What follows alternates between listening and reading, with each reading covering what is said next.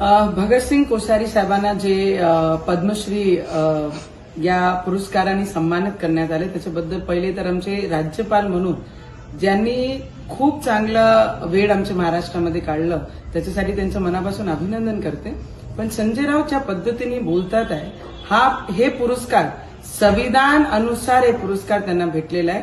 तर संजय राऊतने थोडासा बकबक करणं कमी करावं आणि जे सन्मान या देशाच्या पातळीवर जे ज्यांना भेटते त्याचा सन्मान सुद्धा आपण केला पाहिजे. तुम्हाला तर काही भेटणार नाहीये आणि तुम्ही त्या लायकीचीही नाहीये आणि तुम्ही कोश्यारी साहेबांबद्दल बोलता.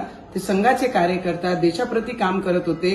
त्यांचं डेडिकेशन त्यांचं योगदान या देशाप्रती आणि प्रत्येक ठिकाणी जिथे जिथे त्यांनी काम केलं ते योग्य आहे म्हणून आमच्या देशाचे हा पुरस्कार त्यांना भेटलेला आहे. तर मला वाटतं संजय राऊतने आपली बकबक थोडीशी बंद करून द्यावं. टेप चालू असते 24 तास ते टेप थोड्या वेळसाठी बंद करून घ्या.